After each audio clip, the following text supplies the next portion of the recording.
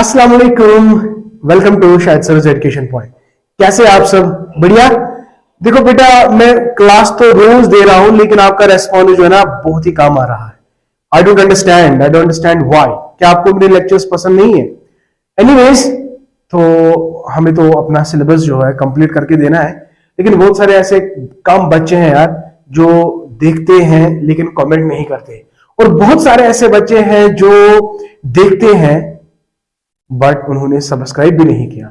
अगर आप इस चैनल पे पहली बार विजिट कर रहे हो तो do subscribe to my channel and please hit the bell icon so that you can get my latest lectures and updates. Okay, so this class is for class 5th semester, and my dear, the topic is pre-primary education, and so far we have discussed meaning of pre-primary education, and अभी हमारा need and importance चल रहा है। कल मैंने need and importance पे 2-4 points आपको बताए, और आज हम इंशाल्लाह वो need and importance of pre primary education वो आज हम कंप्लीट करेंगे। जुड़े रहे अपने शाहिद सर के साथ। तो चलते बेटा, देर किस बात की, चलिए वो आज का टॉपिक जो है आज कंप्लीट करते हैं। ठीक, तो here we are my dear. तो हमारा जो टॉपिक था that was pre primary education. Yes, pre primary education, and हमने बहुत सारे पॉइंट्स, देखो यहां पे मैंने, हाँ, तो जो पॉइंट्स हमने डिस्कस किए कि अगर हम नीड एंड इंपॉर्टेंस की बात करते हैं तो किन पॉइंट्स को बेटा आपको ख्याल रखना है। सबसे पहली बात जो है, जब भी आप प्री प्राइमरी एजुकेशन की बात करते हैं तो आपके जहन में कुछ डायमेंशंस होने चाहिए। वो डायमेंशंस क्या है? Holistic growth, holistic development. हर कोई डेवलपमेंटल एस्पेक्ट आपको टच करना है जब भी आप किसकी बात करोगे, प्री प्राइमरी एजुकेशन की, क्योंकि pre primary education as per the Kothari commission ये बहुत ही इंपॉर्टेंट स्टेज है इंसान का। तो ये सारी डेवलपमेंट्स तो उसमें होनी चाहिए। तो पहली डेवलपमेंट क्या है? We have talked about what? Physical development. तो फिजिकल डेवलपमेंट के बाद हमने बात की थी इंटेलेक्चुअल डेवलपमेंट, बिल्कुल सिंपल। अनदर पॉइंट अगर हम बात करेंगे, we have talked about the emotional development, right. तो 3 डायमेंशन हमने कवर किए। तो आज जो हमारा 4th डायमेंशन है जो कि हमें नीड एंड इंपॉर्टेंस में पढ़ना है, बहुत सारे डायमेंशन है, मैं आगे आगे उन चीजों को स्किप भी करता हूं, लेकिन उन चीजों को हाईलाइट जरूर करूंगा जो आपको कल एग्जामिनेशन में लिखना है। ठीक है, तो इंपॉर्टेंट पॉइंट्स को डिस्कस करते हैं, लेकिन पहले 2 इंपॉर्टेंट डिस्कशन, जो इंपॉर्टेंट पॉइंट्स मैंने बताया, physical development, intellectual development, another is emotional development, and today we have one more aspect that is social development, right my dear, social and moral development।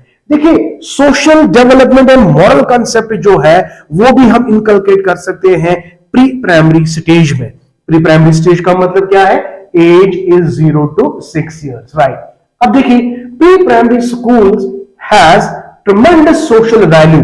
देखिए, social value का मतलब क्या है? जो socialisation बच्चे की है, जो उसको आप हैबिट्स डेवलप करते हो, वैल्यूज, कन्वर्सेशन एटसेट्रा, ये सारी चीजें तो यार स्कूल में भी डेवलप होती है, लेकिन पहले कहां पे डेवलप होते हैं? होम में डेवलप होते हैं। और अगर हम स्कूल को देखेंगे या होम को देखेंगे या फैमिली को देखेंगे, these are social institutions, they bring sociological changes among the children, right? So school is one of the best agent, you can say one of the best institution that can bring social change in a child, और social values जो inculcate का जो socialize बच्चे को कराता है। ठीक है, तो कैसे देखते हैं। तो हम पहला पॉइंट इसमें क्या लिखेंगे कि जो प्री प्राइमरी स्कूल्स है वो सोशल वैल्यूज को लेकर they have a ट्रेमेंडस use, right. वो यूज क्या है? It helps in the following direction. तो as a social institution, social values school कैसे इंस्टॉल करेगा बच्चे में? Because of the following points. Number 1, it develops spirit of cooperation. Exactly. तो classroom is a miniature society. तो we are in a class, so we have to make understand the child. What do we mean by cooperation? When you work together in a class, in a community, okay? So school is one of the best institution that can develop spirit of cooperation, attitude of give and take, है ना। Class में share करना, चीजें share करना, है sharing is caring भी कहते हैं हम। बच्चे को ये वैल्यू वे वैल्यू देना कि शेयरिंग से we actually share the love.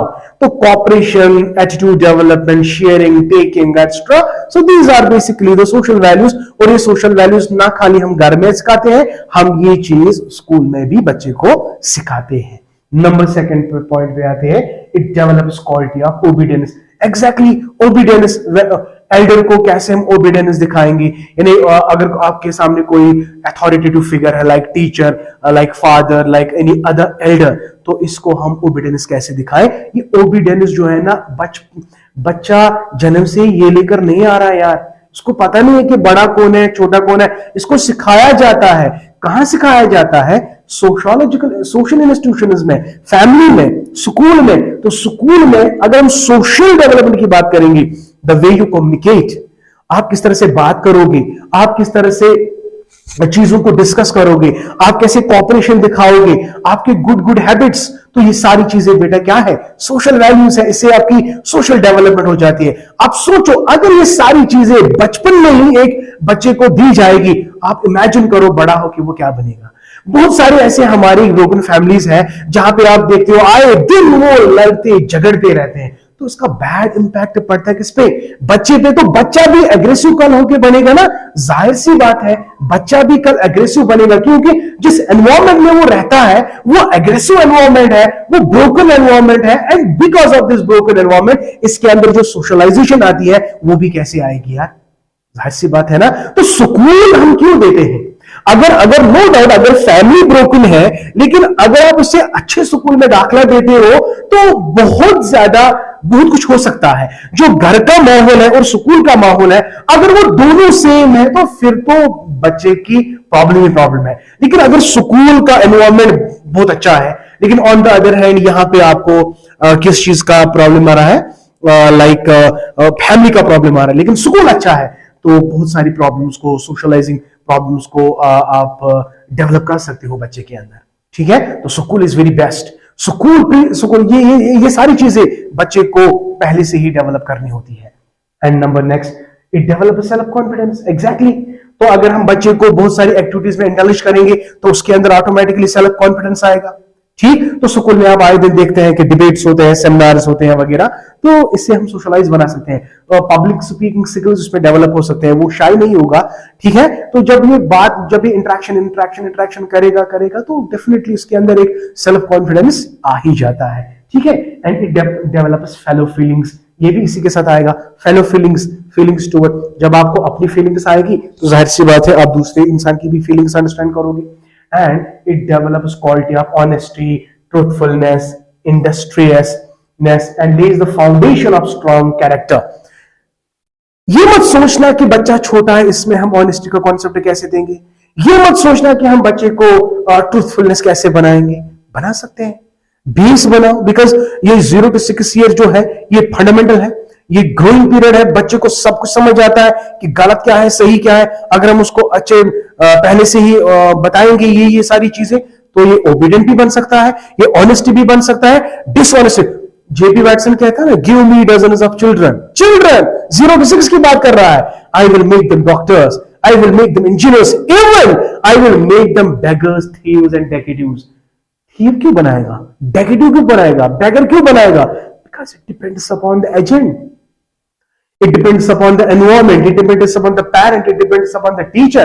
तो हम बच्चे को हम मोल्ड अकॉर्डिंगली कर सकते हैं। अगर मैं चाहूंगा कि बच्चे को अच्छी तरबियत दे सकता हूं, अगर मैं चाहूं तो मैं बच्चे को बुरा भी बना सकता हूं। समझ आया? तो ये पीरियड बहुत ही बड़ा क्रूशियल है।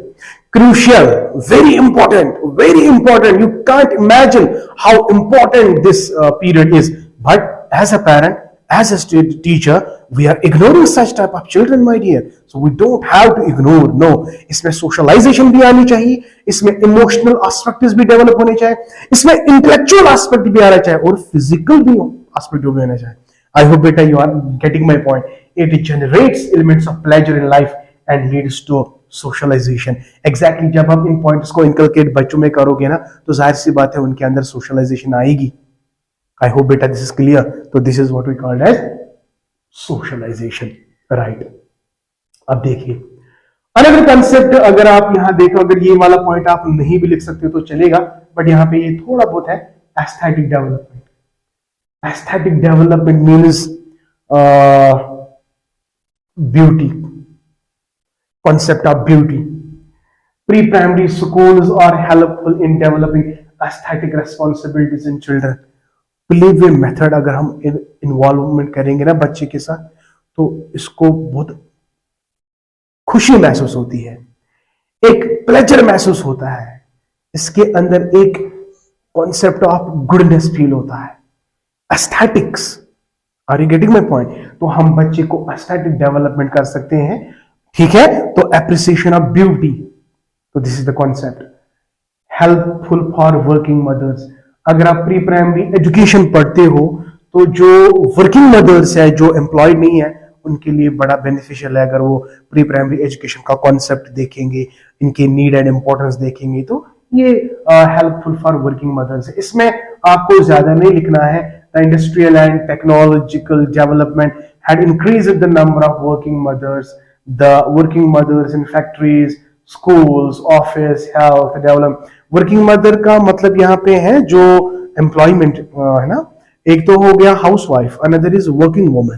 तो working woman means any employed woman, one who works in any industry, any office. तो अगर ये सारी चीजें ये देख सकते हैं कि being a working woman, how I have to deal with the children. इसको ज्यादा टाइम नहीं मिलेगा अपने बच्चों के साथ डील करने में, ठीक है ना. तो टाइम ज्यादा उसके पास नहीं होगा, क्योंकि मोस्ट ऑफ द टाइम वो अपने ऑफिस में होंगे, अपने इंडस्ट्री में होंगे, अपने वर्क प्लेस पे होंगे.